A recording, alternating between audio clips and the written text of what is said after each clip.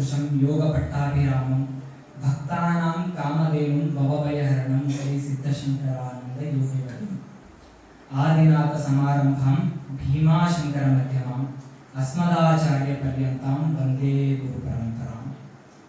ಸ್ಥಾನ ಕ್ಷೇತ್ರ ದೈವವಾದಂತಹ ಭೀಮಾಶಂಕರ ಮಹಾರಾಜರ ಪಾದಾರ ವೃಂದದಲ್ಲಿ ನನ್ನ ನಮನಗಳನ್ನು ತಿಳಿಸುತ್ತಾ, ಇಲ್ಲಿ ಈ ಕ್ಷೇತ್ರದ ಪೀಠಾಧಿಪತಿಗಳಾದಂತಹ ಪರಮ ಪೂಜ್ಯರಲ್ಲಿ ನನ್ನ ನಮನಗಳನ್ನು ತಿಳಿಸುತ್ತಾ, ಇಲ್ಲಿ ಆಸೀನರಾಗಿರುವಂತಹ ಎಲ್ಲರ ಆತ್ಮದಲ್ಲಿ ಸದಾ ವಾಸಿಸುವಂತಹ ಆ ಪರಮ ಚೇತನ ಶಕ್ತಿ ಪರಮಾತ್ಮನ ಶಕ್ತಿಗೆ ನನ್ನ ನಮನಗಳನ್ನು ತಿಳಿಸುತ್ತಾ, ಈ ಮಹಾ ಅವಕಾಶ ಮಾಡಿಕೊಟ್ಟಿದ್ದಕ್ಕೆ ಎಲ್ಲರಿಗೂ ಧನ್ಯವಾದಗಳನ್ನು ತಿಳಿಸ್ಲಿಕ್ಕೆ. ನಾನು ಬರ್ಬೇಕಾದಾಗ ತಿಳಿಸಿದ್ರಿಗೆ ಈಗ ಸತ್ಸಂಗ ಕಾರ್ಯಕ್ರಮ ಅದ, ಅದಕ್ಕೆ ಹೋಗಿ ಬರಬೇಕು ಅಂತ ಹೇಳಿ ನಮ್ಮ ತಂದೆಯವರು ನನಗೆ ಆಜ್ಞೆ ಮಾಡಿದ್ರು. ಅವಾಗ ನಾನು ವಿಚಾರ ಮಾಡಿದೆ, ನನಗೆ ಇಲ್ಲಿವರೆಗೂ ನಾನು ಈ ಮಠದ ಬಗ್ಗೆ ಅದೇನು ಕೇಳಿದ್ದಿಲ್ಲ. ಅದಕ್ಕಾಗಿ ಭೀಮಾಶಂಕರ ಮಹಾರಾಜರು, ನಮ್ಮ ಸಿದ್ಧಶಂಕರ ಮಹಾರಾಜರ ಗುರುಗಳು ಮತ್ತು ನಮ್ಮ ಸಿದ್ಧಶಂಕರ ಮಹಾರಾಜರ ಪೂರ್ವಾಶ್ರಮದ ಸ್ಥಾನನು ಭೀಮಾಶಂಕರ ಮಠ ಸಿಂಧಿಗೆ. ಆ ಭೀಮಾಶಂಕರನ ಆಜ್ಞೆಯಿಂದ ಈ ಭೀಮಾಶಂಕರನ ಕರೆಸ್ಕೊಳ್ಳಿಗತ್ತ ಅಂತ ಹೇಳಿ ನಾನು ತಿಳ್ಕೊಂಡೆ. ಅವಾಗ ಅದಕ್ಕೆ ಸತ್ಸಂಗ ಅಂದ್ರೆ ಏನು? ಸತ್ ಅಂದ್ರೆ ಸತ್ಯ ಅಥವಾ ಒಳ್ಳೆಯ ಅಂತ ಅರ್ಥ. ಸಂಘ ಅಂದ್ರೆ ಏನು? ಸಹವಾಸ. ಸಿಂಪಲ್ ಆಗಿ ಹೇಳಬೇಕು, ಸಾಮಾನ್ಯವಾಗಿ ಹೇಳ್ಬೇಕಂದ್ರೆ ಸಜ್ಜನರ, ಮಹಾತ್ಮರ ಮತ್ತು ಜ್ಞಾನಿಗಳ ಸಂಘದಾಗ ನಾವು ಇರದೇ ಸತ್ಸಂಗ. ಅದಕ್ಕೆ ಶಂಕರಾಚಾರ್ಯರು ಭಜಗೋವಿಂದಂ ಸ್ತೋತ್ರವಾಗಿ ಹೇಳ್ತಾರೆ, ಸತ್ಸಂಗತ್ವೇ ನಿತ್ಸಂಗತ್ವಂ ನಿಸ್ಸಂಗತ್ವೇ ನಿರ್ಮೋಹತ್ವಂ ನಿರ್ಮೋಹತ್ವೇ ನಿಶ್ಚಲತತ್ವಂ ನಿಶ್ಚಲತತ್ವೇ ಜೀವನ್ಮುಕ್ತಿ ಅಂತ. ಅಂದ್ರೆ ಸತ್ಸಂಗದಿಂದ ಏನಪ್ಪ ಪ್ರಯೋಜನ, ನಮ್ಗೆ ಏನದ? ಹೌದು, ಸತ್ಸಂಗ ಹೇಳ್ತಾರ, ಕೇಳ್ತಾರ, ಅದರಿಂದ ನಾವು ಅಳವಡಿಸ್ಕೋಬೇಕಾದದ್ದು ಏನದ ಅಂತೇಳಿ ಶಂಕರ್ ಎಷ್ಟು ಚಂದ ಹೇಳ್ತಾರ ಅಂದ್ರ, ಸತ್ಸಂಗತ್ವೇ ನಿಸ್ಸಂಗತ್ವ ಅಂದ್ರೆ ಸತ್ಸಂಗದಿಂದ ನಮ್ಗ ಕೆಟ್ಟ ವಿಚಾರಗಳು, ನಮ್ಮ ಮಸ್ತಕದಾಗಿರುವಂತಹ ತಲೆಯಲ್ಲಿರುವಂತಹ ಕೆಟ್ಟ ವಿಚಾರಗಳು ದೂರ ಆಗ್ತವೆ. ಸತ್ಸಂಗತ್ವೇ ನಿಸ್ಸಂಗತ್ವ. ನಿಸ್ಸಂಗತ್ವೇ ನಿರ್ಮೋಹತ್ವ ಅಂದ್ರೆ ಆ ಕೆಟ್ಟ ವಿಚಾರಗಳು ದೂರ ಆದ ತಕ್ಷಣ ಈ ಭೌತಿಕ ಮೋಹಗಳು ನಮ್ಮ ಮನಸ್ಸಿನಿಂದ ದೂರ ಆಗ್ಬಿಡ್ತಾವ. ಮೋಹ ಅಂದ್ರೆ ನನಗೆ ಅದು ಬೇಕು, ನಾನು ಇದು ಆಗ್ಬೇಕು, ನಾನು ಅಲ್ಲಿ ಇರ್ಬೇಕು, ನಾನು ಇಲ್ಲಿ ಇರ್ಬೇಕು ಅನ್ನೋ ಏನು ಮೋಹಗಳು ಇರ್ತಾವಲ್ಲ ಅವೆಲ್ಲ ದೂರ ಆಗ್ಬಿಡ್ತಾವ. ನಿರ್ಮೋಹತ್ವೇ ನಿಶ್ಚಲ ತತ್ವ ಅಂದ್ರೆ ಎಂದ ಮನಸ್ಸಿನಿಂದ ಮೋಹ ಅನ್ನೋದು ದೂರ ಆಗ್ತದ, ಅವಾಗ ಸ್ಥಿರ ಚಿತ್ತ ಅನ್ನೋದು ಉಳಿತದ. ಅಂದ್ರೆ ಪರಮಾತ್ಮನ ಕಡೆ ಚಿತ್ತ ಒಲವು ಅನ್ನೋದು ಸಾಕೋತ್ ಹೋಗ್ತದ. ನಿರ್ಮೋಹತ್ವೇ ನಿಶ್ಚಲ ತತ್ವ. ಆ ನಿಶ್ಚಲ ತತ್ವ ಎಂದ ಮನುಷ್ಯ ಪಡಿತಾನ ಅಂದ ಈ ಜೀವಕ್ಕೆ ಮುಕ್ತಿ ಸಿಗ್ತದ. ಅದೇ ನಿಶ್ಚಲ ತತ್ವೇ ಜೀವನ್ ಮುಕ್ತಿ ಅಂದ್ರೆ ಅವಾಗ ನಮಗ ಈ ಜೀವಕ್ಕ, ಈ ಜಡದೇಹದಿಂದ ಒಳಗಿರುವಂತಹ ಪರಮಾತ್ಮ ಚೇತನದ ಜೀವಕ್ಕ ಮುಕ್ತಿ ಸಿಗ್ತದ ಅಂತ ಹೇಳಿ ಶಂಕರರು ಬಹಳ ಚಂದ ಹೇಳ್ತಾರೆ. ಇನ್ನ ಸರ್ವೇ ಸಾಮಾನ್ಯಪ್ಪ ಸತ್ಸಂಗದಿಂದ ಉಪಯೋಗ ಏನು, ಪ್ರಯೋಜನ ಏನು ಅಂತ ಹೇಳಿ ಎಲ್ಲರೂ ಸರ್ವೇ ಏನಂತ ಹೇಳಿ, ಸತ್ಸಂಗದಿಂದ ಉಪಯೋಗ ಏನದ, ಸತ್ಸಂಗದ ಮಹತ್ವ ಏನದ ಅಂತ ಹೇಳಿ ಅವರಿಗೆ ಸಂದೇಹ ಬರಂದ್ರೆ, ಅವರಂತೂ ಮಹರ್ಷಿಗಳು ತ್ರಿಲೋಕದಾಗೂ ಸಂಚಾರ ಮಾಡ್ತಿರ್ತಾರೆ. ಆದ ಕಾರಣ ಸೀದಾ ವಿಷ್ಣುಮೂರ್ತಿ ಬಳಿ ಹೋದ್ರಂತ. ವಿಷ್ಣು ಪರಮಾತ್ಮನ ಬಳಿ ಹೋಗಿ, ಭಗವಂತ ನನಗೆ ಬಹಳ ದಿನದಿಂದ ಒಂದು ಸಂಶಯ ಅದಪ್ಪ, ಈ ಸತ್ಸಂಗ ಸತ್ಸಂಗ ಅಂತ ಬಹಳ ಕೇಳಿರ್ತೀನಿ ನಾನು, ಆ ಸತ್ಸಂಗದಿಂದ ಉಪಯೋಗ ಏನದ, ಪ್ರಯೋಜನ ಏನದ ನನಗೆ ತಿಳಿಸ್ಕೊಡ್ಬೋದು ಅಂತ ನನಗೆ ವಿಷ್ಣುಮೂರ್ತಿ ನಕ್ಕು, ಮಹರ್ಷಿಗಳೇ ಭೂಮಿ ಮೇಲೆ ಹೋಗ್ರಿ, ಒಂದು ಕ್ಷೇತ್ರ ಹೇಳ್ತಾರೆ, ಈ ಕ್ಷೇತ್ರದಾಗ ಒಂದು ಹುಳ ಜನನ ಆಗ್ಯದ, ಈಗೀಗ ಹುಟ್ಟ್ಯದ ಅದು ಹುಳ, ಹೋಗಿ ಅದಕ್ಕೆ ಕೇಳ್ರಿ, ಅದು ನಿಮ್ಗೆ ಉತ್ತರ ಹೇಳ್ತದ. ಸತ್ಸಂಗ ಅಂದ್ರೆ ಏನಂತ ಹೇಳಿ ಅದು ಹೇಳ್ತದ. ನಾನೇ ನಾರದ ಮಹರ್ಷಿಗಳು ಕುತೂಹಲದಿಂದ ಭೂಮಿ ಮೇಲೆ ಬಂದ್ರ, ಭೂಮಿ ಮೇಲೆ ಬಂದ ಆ ಹುಳದ ಕಡೆ ಹೋಗಿ ಸತ್ಸಂಗ ಅಂದ್ರೆ ಏನಂತ ಕೇಳನೇ ಹುಳ ಸತ್ತ ಸಾಯನೇ ಅವ್ರಿಗೆ ವಿಷ್ಣುಮೂರ್ತಿ ಹೇಳ್ದ, ನಾ ಹೋಗನೇ ಅದು ಹೇಳ್ತದ ಅಂತೇಳಿ ನನ್ನ ದರ್ಶನದಿಂದ ಸತ್ತು ಬಿಡ್ತಲ್ಲ, ಹಿಂಗ್ಯಾಕಪ್ಪ ಅಂತಾನ. ಮತ್ತ ಅದೇ ತಲೆ ಇಟ್ಕೊಂಡು ವಿಷ್ಣುಮೂರ್ತಿ ಮೇಲೆ ಹೋದ್ರಂತ. ಅವಾಗಂದ್ರಂತ ಶ್ರೀಹರಿಗೆ ನಾ ಹೋದೆ, ಅದೇ ಹಿಂಗೆ ಆಯ್ತು, ಮರಣ ಹೊಂದಿತ್ತದು. ನನಗೆ ಇದ್ರ ಅರ್ಥನೇ ತಿಳಿಲಿಲ್ಲ. ಸತ್ಸಂಗ ಅಂದ್ರೆ ಏನು, ಅದಕ್ಕೆ ಹಂಗ ಆಗಿದ ಕಾರಣ ಏನು ಅಂತ ಕೇಳಿದ್ರಂತ. ಅವ್ ಮತ್ತ ವಿಷ್ಣುಮೂರ್ತಿ ಹೇಳ್ತಾನಂತ, ಅದು ಬಿಟ್ಟು ಬಿಡ್ರಿ ಮಹರ್ಷಿಗಳೇ, ಮತ್ತೆ ಈಗ ಭೂಮಿ ಮೇಲೆ ಒಂದು ಹಸು ಬೂಸು ಈಗೀಗ ಹುಟ್ಟ್ಯದ, ಹೋಗದ ಕೇಳ್ರಿ, ನಮ್ಗೆ ಖಂಡಿತವಾಗಿ ಅದು ಹೇಳ್ತದ ಅಂತೇಳಿ ವಿಶ್ವಾಸ ಕೊಟ್ಟ.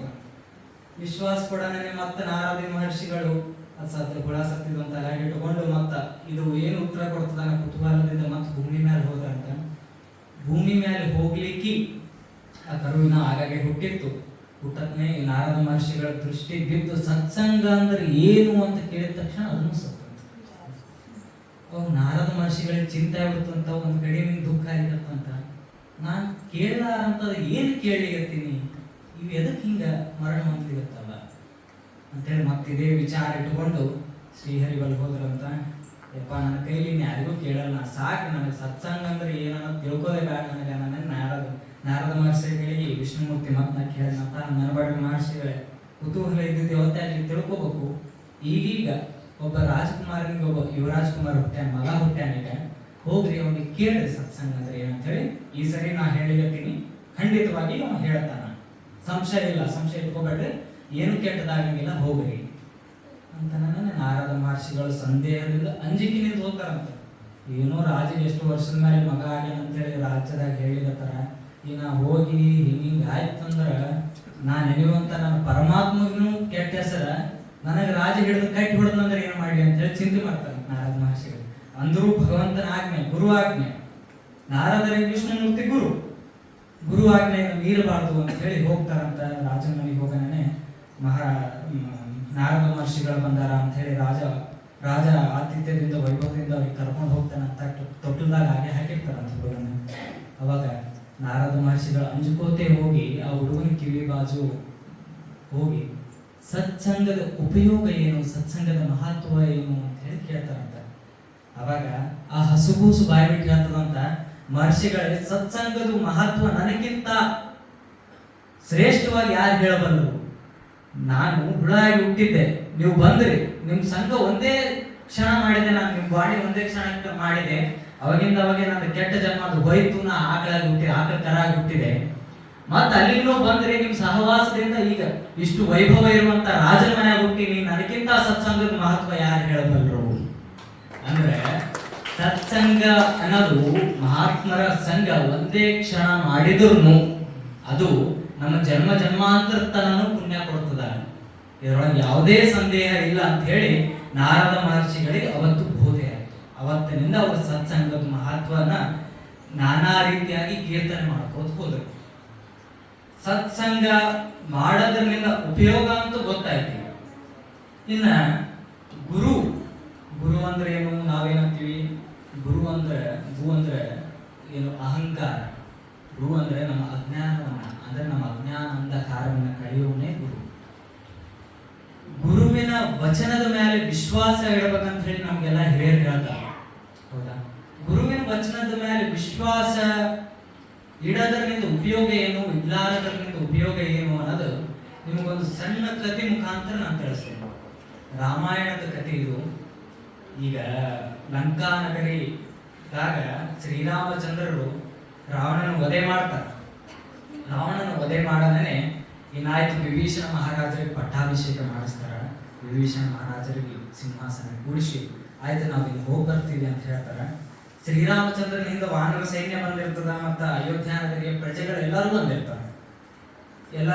ಅದಕ್ಕೆ ಏನಾಯ್ತು, ಹೋಗ್ಬೇಕು ಅಂತ ಹೇಳಿ ಎಲ್ಲರೂ ನಿರ್ಣಯ ಮಾಡಿ ಇನ್ನ ರಿಟರ್ನ್ ಲಂಕಾ ನಗರಿ ನಡ್ಕೋತ ಬರ್ತಿರ್ತಾರ. ಲಂಕಾ ನಗರಿ ದಾಟಿ ನಮ್ಮ ಭರತ ಖಂಡಕ್ಕೆ ಬರಬೇಕು, ಅಯೋಧ್ಯ ನಗರಿಗೆ ಹೋಗ್ಬೇಕಂತ ನಡುವ ಒಂದು ದೊಡ್ಡ ಸಮುದ್ರ ಇರ್ತದೆ. ಈ ಕಡೆ ದಂಡಿಗೆ ಸ್ವಲ್ಪ ಮಂದಿ ಎಲ್ಲರೂ ವಿಶ್ರಾಂತಿ ಮಾಡ್ತಾರೆ. ಮತ್ತೆ ನಾವು ಬಹಳ ದೂರ ನಡ್ಕೋತ ಹೋಗೋದಲ್ಲ, ವಿಶ್ರಾಂತಿ ಮಾಡಮು, ಆಮೇಲೆ ಎಲ್ಲರೂ ಹೋಗೋಣ ಅಂತ ಹೇಳಿ ಅಲ್ಲೇ ಗುಂಪು ಮಾಡ್ಕೊಂಡು ಒಬ್ಬೊಬ್ರು ಒಂದೊಂದು ಗಿಡದ ನೆರಳಿ ಆರಾಮ್ ವಿಶ್ರಾಂತಿ ಮಾಡ್ತಿರ್ತಾರ. ಅದೇ ಗುಂಪಿನಾಗ ಒಬ್ಬವ ಯಾವುದೋ ಒಂದು ಗಿಡದ ತಳಗ ಹೋಗಿ ಗಾಢ ನಿದ್ದೆ ಹತ್ತಿ ಬರ್ತದ. ಸ್ವಲ್ಪ ದೂರ ಹೋಗಿ ಮಲ್ಕೊಂಡಿರ್ತಾನ, ಗಾಢ ನಿದ್ದೆ ಹತ್ತಿ ಬಿಡ್ತದ. ಅವಾಗ ಉಳ್ಕಿದ ಜನ ಎಲ್ಲ ಆಮೇಲೆ ಸ್ವಲ್ಪ ಮಳಿ ಹಂಗೆ ಅದು ಬಿದ್ದಂಗ ಆತವ, ಎದ್ದು ಹೋಗ್ಬಿಡ್ತಾರೆ ಎಲ್ಲರೂ. ಇವನಿಗೆ ಏನು ಲಕ್ಷ್ಯ ಇರಲ್ಲ, ಊಟ ಮಾಡಿರ್ತಾನಲ್ಲ, ಚೆಂದ ಮಕ್ಕೊಂಡಿರ್ತಾನೆ. ಅದಕ್ಕೆ ಸ್ವಲ್ಪ ತಾಗನೇ ಏನಾಗ್ತದೆ, ಸಮುದ್ರದ ಪ್ರವಾಹದ ರಭಸನ ಜಾಸ್ತಿ ಆಗ್ತದೆ. ಆ ಕಡೆ ದಂಡಿಗೆ ಹೋಗೋದು ಅಸಾಧ್ಯ ಆಗಿರ್ತದ. ಅಷ್ಟೊತ್ತಿಗೆ ಮೈಯತ್ ನೋಡೋಷ್ಟೊತ್ತಿಗೆ ಉಳಿದಿದ್ದವರು ರಾಮಚಂದ್ರ ಎಲ್ಲ ಹೋಗ್ಬಿಟ್ಟಿರ್ತಾರೆ. ಅವನಿಗೆ ಅಳಿಗೆ ಶುರು ಮಾಡಿಬಿಡ್ತಾನ. ಈಗ ನಾ ಆ ಕಡೆ ದಂಡಿಗೆ ಹೋಗಬೇಕನ್ನೋದು ತಲೆ ಒಂದು ಹೋಗ್ಬಿಟ್ಟಿರ್ತದ. ಆ ಕಡೆ ದಂಡಿಗೆ ಎಷ್ಟೊತ್ತಲ್ಲಿ ಹೋಗ್ಬೇಕಂತ ಹೇಳಿ ಅಲ್ಲಿಗೆ ಶುರು ಮಾಡ್ತಾನೆ. ಎಲ್ಲರೂ ಹೋಗ್ಬಿಟ್ರು, ನನಗೆ ಬಿಟ್ಟು ನಾ ಉಳಿದು ಬಿಟ್ನಲ್ಲ ಎಷ್ಟೊತ್ತಲ್ಲಿ ನಾವು ಹೋಗ್ಬೇಕು ಅಂತ ಹೇಳಿ ಅಳ್ಕೋತ ಅಲ್ಲೇ ಆ ಕಡೆಯಿಂದ ಈ ಕಡೆಯಿಂದ ಆ ಕಡೆ ಓಡಾಡ್ತಿರ್ತಾನ. ಅದೇ ಸಮಯಕ್ಕೆ ವಿಭೀಷಣ ಮಹಾರಾಜರು ಯಾವುದೋ ಕೆಲಸದ ಮೇಲೆ ಆ ಕಡೆ ಬರ್ತಿರ್ತಾರೆ.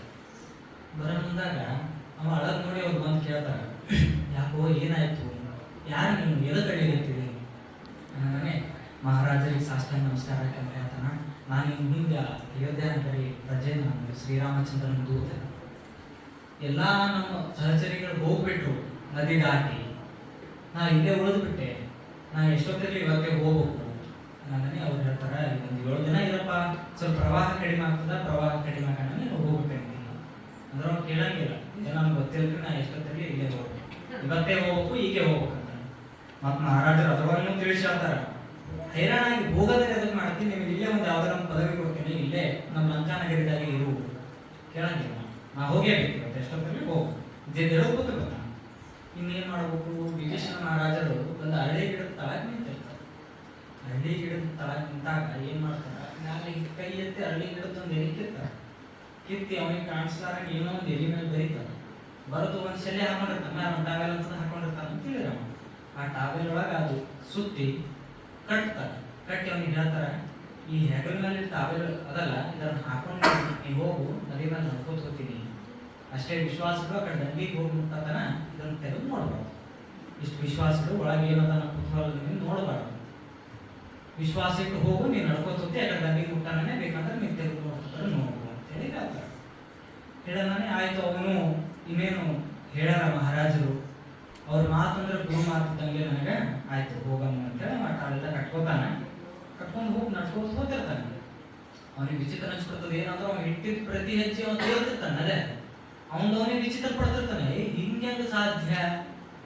ನಾನ್ ನೋಡಿದ್ರೆ ಎಷ್ಟು ವಜ್ಜಿದ್ದೀನಿ, ಸಣ್ಣ ಕಲ್ಲು ಹಾಕಿದ್ರೆ ಮುಳಿ ಬಿಡುತ್ತ, ನಾ ತಿಳ್ಕೊತ ಹೊಂಟಿನಲ್ಲ, ಇವ ರಾಜ ಏನೋ ಚಮತ್ಕಾರ ಮಾಡ್ಯಾನ ತಲೆಯಾಗ ಒಂದ್ ಸ್ವಲ್ಪ ಅನ್ಕೊಂಡು ಹಂಗೆ ಹೋಗ್ತಿರ್ತಾನೆ. ಅದನ್ನು ಅರ್ಧ ತನ ಹೋಗ್ತಾನೆ. ಹೋಗೋಣನೇ ಅವ್ನ ತಲೆಯಾಗ ಹೋಗ್ತದೆ, ಏನಂತ ಹೇಳಿ ರಾಜ ಏನ್ ಚಮತ್ಕಾರ ಮಾಡ್ಯಾನ ನೋಡ್ಬೇಕಲ್ಲ, ನಾನು ಇದ್ರೊಳಗೆ ಏನ್ ಬರೆದ್ಕೊಟ್ಟಾನ ರಾಜ ನನಗೆ, ಆ ಎಲ್ಲಿ ನನಗೆ ಹಿಂಗೆ ತಿಳಿಸ್ಲಿಕ್ಕದ, ನಾನು ನೋಡ್ಬೇಕಲ್ಲ ಅಂತೇಳಿ ಅವ್ನಿಗೆ ಸಂಶಯ ಹುಟ್ಟುತ್ತದೆ. ಸಂಶಯ ಹುಟ್ಟಾನೇ ಅವ ಏನ್ ಮಾಡ್ತಾನ, ಅಂದ್ರೂ ರಾಜ ಹೇಳನಲ್ಲ ತೆಗಿಬೇಡ ಅಂತ ಹೇಳಿ ತೆಗೆದು ದಾಟಾಕ್ತದೆ. ನೀವು ನೋಡೋ ಕೂತೇನೆ ನಾನು 4 ಹೆಜ್ಜೆ ನಡೀತಾನ. ಸಂದೇಹ ಸಂಶಯ ಅನ್ನೋದು ಎಷ್ಟು ಕೆಟ್ಟ ಅಂದ್ರೆ, ಒಟ್ಟು ಅವನಿಗೆ ಎಷ್ಟು ಅಸಮಾಧಾನ ಇರ್ಲಾರಾಗ ಇರ್ತದೆ, ನಡೀಲಿಕ್ಕೆ ಮನ್ಸೋಲ್ಲಾಗ್ತದ. ಅವ್ನು ನೋಡೋಕನ ನಾ ಮುಂದೆ ಹೋಗ್ಬಾರ್ದಾನ ತಲೆ ಒಪ್ಪಿಸ್ಬಿಡ್ತದ. ಅವಾಗ ಏನ್ ಮಾಡ್ತಾನ, ಮತ್ತಿನ ಆಯ್ತಪ್ಪ ಆಗಿದ್ದಾಗಿ ನೋಡೋನು ಅಂತೇಳಿ ತಾವೆಲ್ಲ ತೆಗಿತಾನ. ತೆಗೆದು ಗಂಟು ಬಿಸ್ತಾನ, ಎಲ್ಲಿ ತೆಗೆದು ನೋಡ್ತಾನ, ಮ್ಯಾರಿ ರಾಮ್ ಅಂತ ಹೇಳಿ ವಿಭೀಷಣ ಮಹಾರಾಜ ಬರೆದು ಕೊಟ್ಟಿರ್ತಾನೆ. ರಾಮ್ ಅಂತ ಬರೆದು ಕೊಟ್ಟಿದ್ ನೋಡಿ ಇಷ್ಟೊತ್ತನ ಅರ್ಧ ಹಾದಿ ನಡೆದು ಬಂದಿರ್ತಾನ. ಅದ್ರ ಲಕ್ಷಣ ಅವನಿಗೆ ಈ ರಾಮನ 2 ಅಕ್ಷರ ಆ ಕಡೆ ದಂಡಿ ಮುಟ್ಟಿಸ್ತದ ಅಂತ ಹೇಳಿ ಏನ್ ವಿಶ್ವಾಸ, ಏನ್ ನಂಬಿಕೆ ನನಗ ಅಂತೇಳಿ ಒಂದು ಕ್ಷಣ ಸಂಶಯ ತಲೆಗೆ ಅನ್ಕೋತಾನ, ಅಲ್ಲಿ ಬೇರೆ ಮುಗಿರ್ತಾನ. ಹಂಗ ಗುರು ಏನೇ ಹೇಳಿ ಅವ್ರ ವಚನ ಅವ್ರ ಬಾಯಿಯಿಂದ ಬಂದದಂದ್ರ ಅದು ನಡೀತದ ವಿಶ್ವಾಸ ಇಟ್ಕೊಂಡು ನೀವು ಮುಂದೆ ನಡೆದಾಗ ಆ ಸಮುದ್ರ ಏನು ಭವಸಾಗರ ದಾಟಿಸ್ತಾನ ಗುರು ಅನ್ನೋ. ಇದ್ರೊಳಗೆ ಯಾವ 2 ಕಾಲಷ್ಟು ಸಂಶಯ ಇಲ್ಲ. ಹಂಗ ಇನ್ನೊಂದು ಕಥೆ, ಗುರು ಮಹಾತ್ಮೆ ಅಂದ್ರೆ ಏನು, ಗುರು ಮಹತ್ವ. ಗುರು ಅನ್ನೋ ಪದ ಎಲ್ಲಿನಿಂದ ನಮಗೆ ಹುಟ್ಟಿತು ಅಂದ್ರೆ ದಕ್ಷಿಣಾಮೂರ್ತಿ ಮತ್ತು ಶ್ರೀ ದತ್ತ ಮಹಾರಾಜರು ಭೂಮಿ ಮೇಲೆ ಎಂದು ಬಂದ್ರು ಅವಾಗಿನಿಂದ ಈ ಗುರು ಪರಂಪರಾ ಮುಂದುವರಿಯಿತು. ಅದೇ ಪರಂಪರಾದಾಗಿ ನಮ್ಮ ಭೀಮಾಶಂಕರ ಮಹಾರಾಜರಾಯ್ತು, ನಮ್ಮ ಸಿದ್ಧಶಂಕರ ಮಹಾರಾಜರಾಯ್ತು, ಅದೇ ಪರಂಪರಾಗ ಅವಲಂಬಿಸಿ ಮುಂದೆ ಹೊಂಟಾರ ಅವಧೂತ ಮಾರ್ಗದವರು ಇವರೆಲ್ಲ.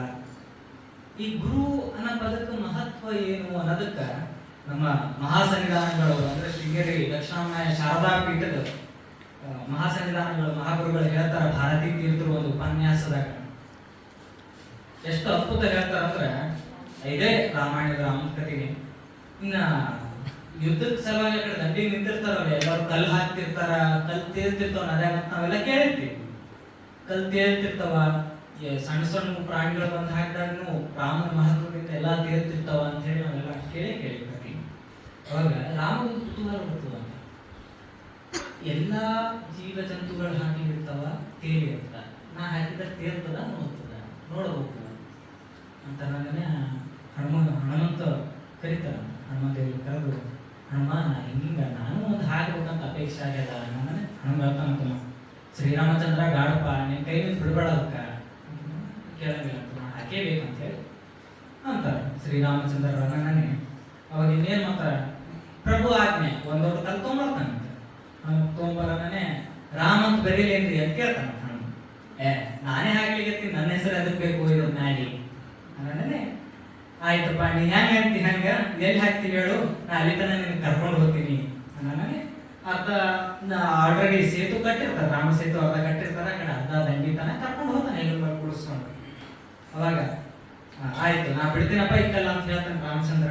ಹಿಂಗೆ ತಗೊಂಡು ನದಾಗ ಬಿಡೋದನ್ನ ಮುಡಿಬಿಡ್ತು. ಅವನು ರಾಮಚಂದ್ರ ಅಂತ ಈಗ ನನಗೆ ಜಗತ್ತೆಲ್ಲ ದೇವರಂಗಿರತ್ತದ, ಇವ್ರೆಲ್ಲರೂ ಹಾಕಿದ್ರೆ ತೇಲಿಗತ್ತ, ನಾ ದೇವ್ರ ಅಂತ ಎಲ್ಲಾರು ಅಂತಾರ, ನಾನು ಹಾಕಿದ್ರೆ ತೇಲಿಲ್ಲ ಅಂತ ಹೇಳಿದ ಮನಸ್ಸಿನಾಗ ಸಂಶಯ ಇಟ್ಕೊಂಡು ಮತ್ತೆ ಹಣ್ಣು ಕೇಳ್ತಾರ. ಅಲ್ಲೋ ನೀವೆಲ್ಲರೂ ಹಾಕಿದ್ರೆ ತೇಲಿತದ ಕಲ್ಲ, ಎಷ್ಟು ಕೋಡೆಲ್ಲ ನೋಡೋದು, ನಾ ಹಾಕ ನನಗೆ ಮುಗಿಬಿಡ್ತು ಹಂಗೆಲ್ಲ ಅಂತಾಗ ಅವಾಗ ಹನುಮಂತೇವರು ನಮಸ್ಕಾರ ಮಾಡಿ ಆಯ್ತಾ ಅಂತ. ಪ್ರಭು ನಿನ್ನ ಕೈಯಿಂದ ಯಾರು ಜಾಗ ಹೋಗ್ತಾರ ಅವ್ರಿಗೆ ಭವಸಾಗರದ ಮುಗಿಬಿಡ್ತಾರಪ್ಪ, ತೇಲಿಕ್ಕೆ ಆಗಂಗಿಲ್ಲ ಅಂತ ಹೇಳಿ. ಅಂದ್ರೆ ಯಾರು ಭಗವಂತನ ಸಾನ್ನಿಧ್ಯದಿಂದ ದೂರ ಇರ್ತಾರ, ಯಾರು ಗುರುವಿನ ಸಾನ್ನಿಧ್ಯದಿಂದ ದೂರ ಇರ್ತಾರ, ಅವರು ಎಂದಿಗೂ ಈ ಭವಸಾಗರ ದಾಟಲಿಕ್ಕೆ ಸಾಧ್ಯ ಇಲ್ಲ. ಆ ದಾರಿ ತೋರಿಸೋನೇ ಗುರು, ಆ ಗುರು ಸ್ವರೂಪನೇ ಭಗವಂತ. ಭಗವಂತ ಸಿಗಬೇಕಂದ್ರೆ ನಮ್ಗೆ ಸಾಮಾನ್ಯವಾಗಿ ಸಿಗಂಗಿಲ್ಲ, ಗುರು ಮುಖಾಂತರನೇ ಸಿಗ್ಬೇಕು ಭಗವಂತ. ನಿಮ್ಗೆ ಸಾಮಾನ್ಯವಾಗಿ ನಮ್ಮ ಲೌಕಿಕ ಭೇಟಿ ಆಗ್ಬೇಕು, ಅವ್ರಿಗೆ ತಿಳಿಸ್ಬೇಕು, ಅವ್ರು ಮನಸ್ಸು ಮಾಡ್ಬೇಕು, ಅವಾಗ ದೇವರು ಸಿಗ್ತಾನೆ. ಇಲ್ಲಿನೂ ಹಂಗೆ ಗುರು ಅನುಗ್ರಹದಿಂದಲೇ ಭಗವಂತ ಪ್ರಾಪ್ತಿ. ಗುರು ಅನುಗ್ರಹ ಇಲ್ಲ ಭಗವಂತ ಎಂದೂ ಸಿಗಂಗಿಲ್ಲ. ಇದಕ್ಕೂ ಇನ್ನೊಂದು ನಿಮ್ಗೆ ಸಣ್ಣದು ಕಥೆ ಹೇಳಬೇಕು ಅಂದ್ರೆ, ಶಂಕರಾಚಾರ್ಯ ಗುರು ಅಷ್ಟಕದಾಗ ಹೇಳ್ತಾರ ಏನಂತ ಹೇಳಿ, ಶರೀರಂ ಸುರೂಪಂ ತಥಾ ಕಾಕಲತ್ರಂ ಯಶಶ್ಚಾರು ಚಿತ್ರಂ ಧನಂ ಮೇರು ತುಲ್ಯಂ ಮನಶ್ಚೇನ ಲಗ್ನಂ ಗುರೋರಂಗ್ರಿ ಪದ್ಮೆ ತಥ ಕಿಂ ತಥ ಕಿಂ ತಥ ಕಿಂ ತಥ ಕಿಂ.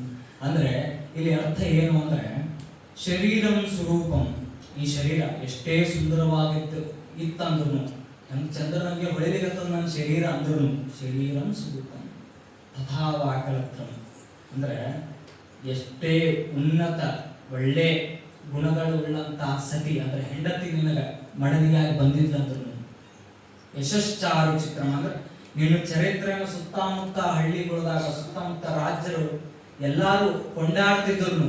ಯಶಶ್ಚಾರು ಚಿತ್ರಂ ಧನಂ ಮೇರು ತುಲ್ಯಂ, ನಿಮ್ಮಲ್ಲಿ ಐಶ್ವರ್ಯ ಅನ್ನೋದು ಮೇರು ಪರ್ವತದಷ್ಟು ಸಮನಾಗಿ ಇದ್ರು.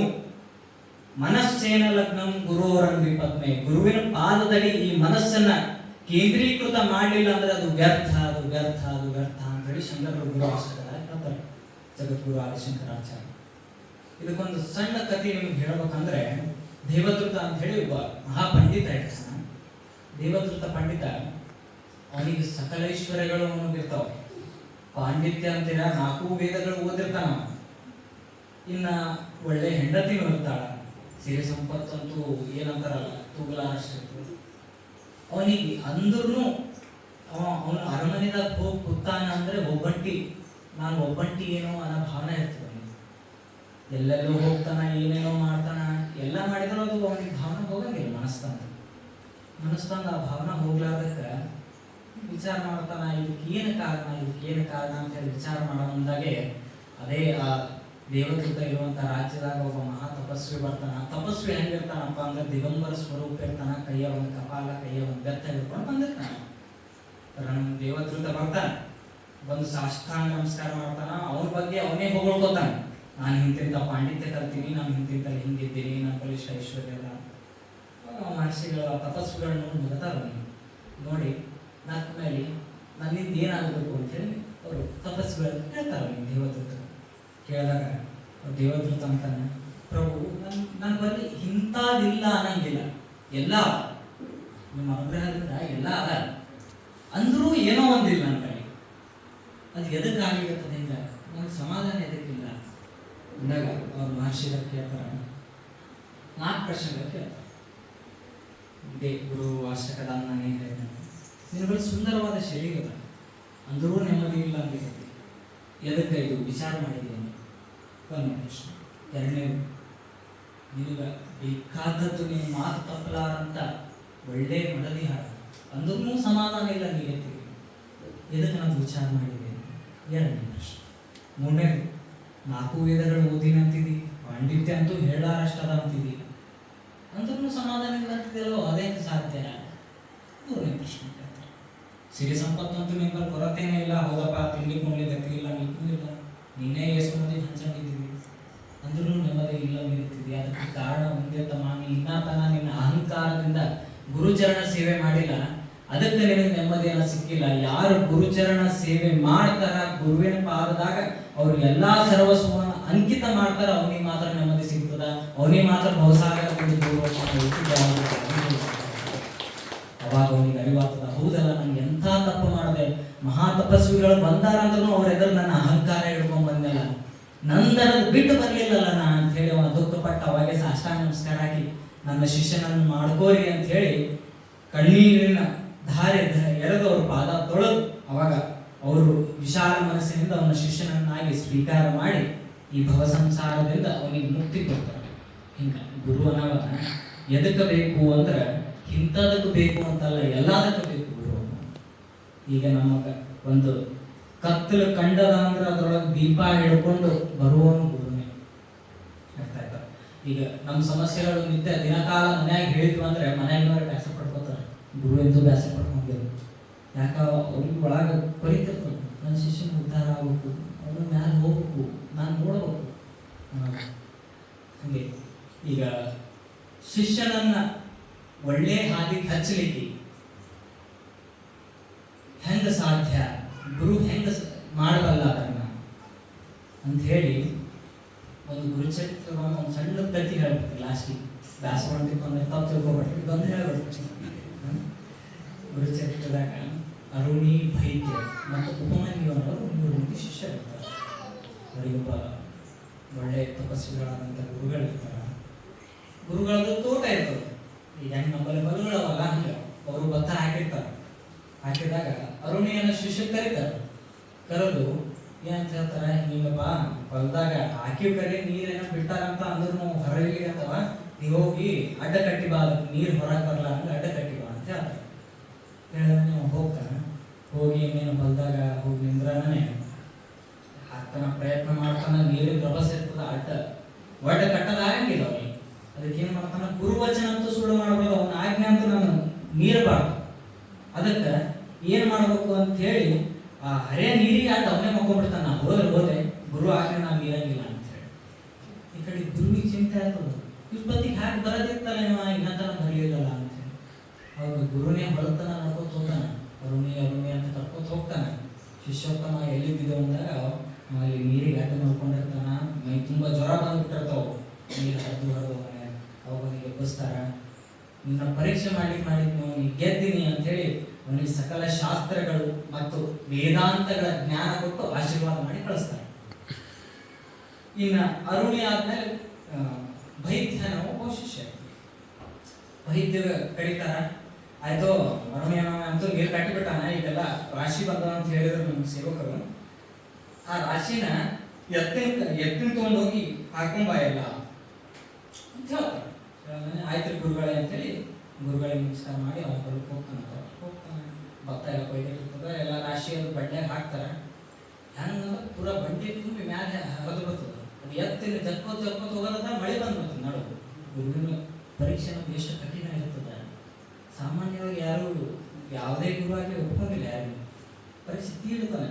ಹೆಂಗೆ ಗಂಧದ ಕೂಡ ಸುಗಂಧದ ಸಲ ನಾವು ತೀರ್ತೀವಿ ನೋಡಿ, ಮನುಷ್ಯ ಆ ಗಂಧ ಸುಗಂಧ ಬರಲಿ ಅಂತೇಳಿ ಅಂದ್ರೆ ತಿದ್ದಿ ನೋಡ್ತಾನೆ ಗುರು.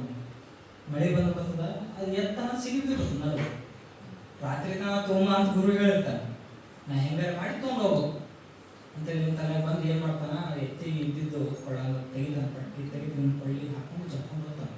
ಸ್ವಲ್ಪ ದೂರ ಹೋಗ್ಲಿಕ್ಕೆ ಅದೇನಾಗ್ತದೆ, ಪೂರ ಅವನಿಗೆ ಬಿಗಿ ಆಗಿರ್ತದೆ, ಕೊಳ್ಳಿ ಕುತಿ ಗುರಿ ಬಿದ್ದಂಗೆ ಆಗ್ತದ. ಅವು ಗುರುವಿಗೆ ಸ್ಮರಣೆ ಆಗ್ತದ, ನನ್ನ ಶಿಷ್ಯ ಹೋಗಿದ್ಮೇಲೆ ಇನ್ನೂ ಬಂದಿಲ್ಲ ಅಂತ ಅವ್ರು ಹೋಗ್ತಾರೆ. ಅವ್ರು ಹೋಗಿ ಮತ್ತೆ ನೋಡ್ಲಿಕ್ಕೆ ಅವನಿಗೆ ಬಿದ್ದುಬಿಟ್ಟಿರ್ತಾರೆ. ಇವರೇ ಹೋಗಿ ಬಿಡಿಸ್ತಾರೆ.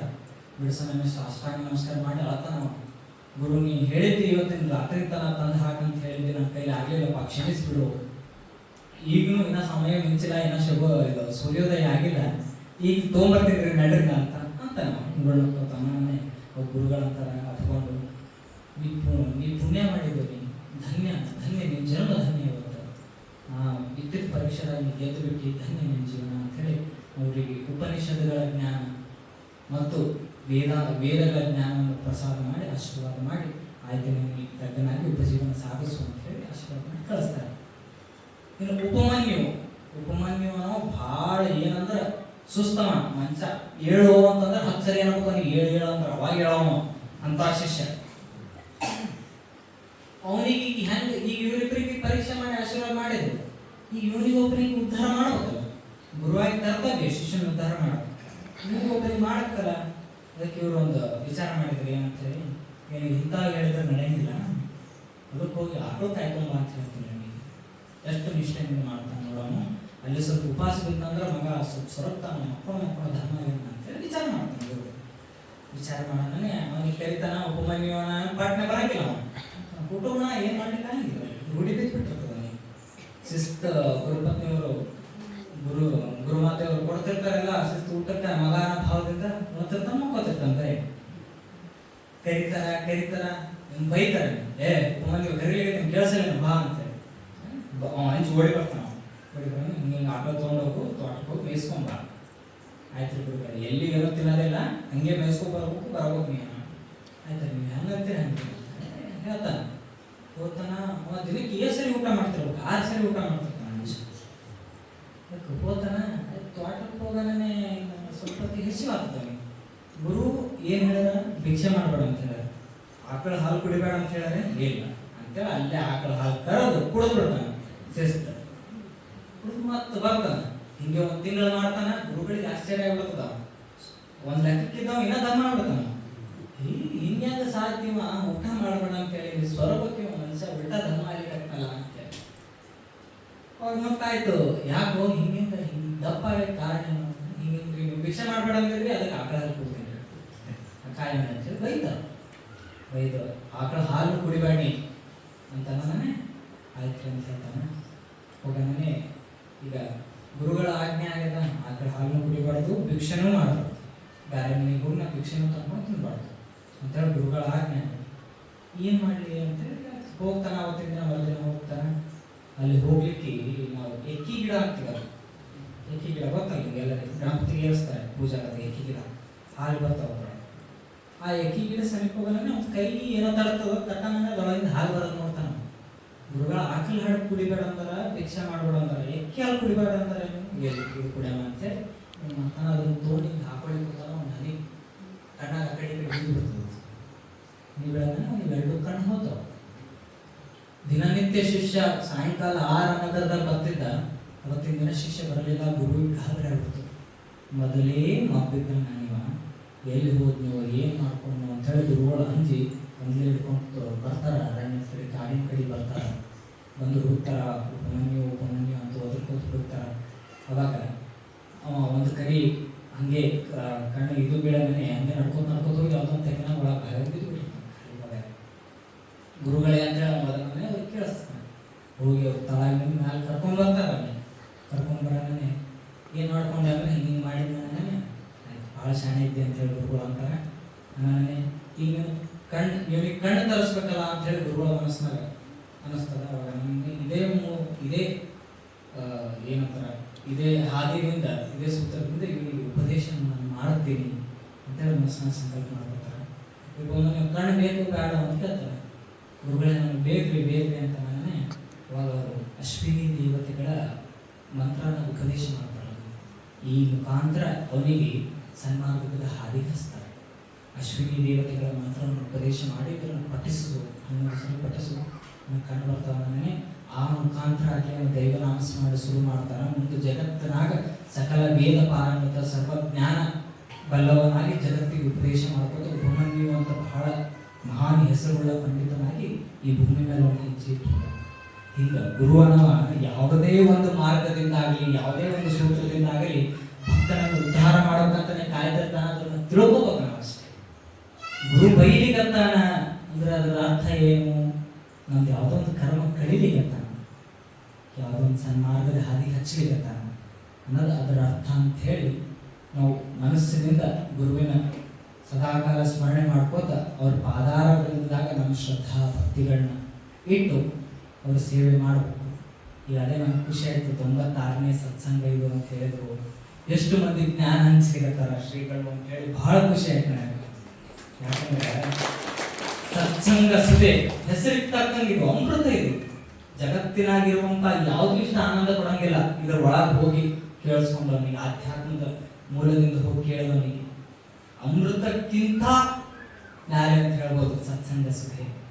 ಅದಕ್ಕೆ ಬಹಳ ಮಂದಿ ಜ್ಞಾನ ಅವರು ಪ್ರದಾನ ಮಾಡ್ಲಿಕ್ಕೆ ಇದೊಂದು ವೇದಿಕೆ ಮಾಡ್ಯಾರ. ಮತ್ತು ಮಹಾತ್ಮರಾದಂಥ ಭೀಮಾಶಂಕರ ಮಹಾರಾಜರು ವಾಸ ಮಾಡ್ಯಾರ. ಅವರು ಮಾರ್ಗದರ್ಶನದಿಂದ ಈ ಶ್ರೀಗಳು ನಡಿಲಿಕತ್ತಾರ. ನಮ್ಮಂತ ಸಣ್ಣ ಹುಡುಗರಿಗೂ ಅವಕಾಶ ಮಾಡಿಕೊಡ್ಲಿಕತ್ತಾರ. ಇದು ನಮ್ಗೆ ಬಹಳ ಖುಷಿ. ಮತ್ತು ಹಾಗೆ ಈ ಮಹಾ ಸಭೆದಾಗ ನಾ ಹೇಳಿದ್ದು ಅಲ್ಪ ಸ್ವಲ್ಪ ಬೇಸರ ಆದ್ರೂ ಶ್ರದ್ಧಾನಿಂದ ಕೇಳಿದಕ್ಕೆ ಎಲ್ಲರಿಗೂ ಧನ್ಯವಾದಗಳನ್ನು ತಿಳಿಸ್ತಾ ಶ್ರೀಗಳಿಗೆ ವಂದನೆಗಳನ್ನು ತಿಳಿಸುತ್ತಾ ನನಗೆ ಎರಡು ಮಾತುಗಳನ್ನು ಮುಗಿಸ್ಲಿಕ್ಕೆ ಶ್ರೀಗಳಿಗೆ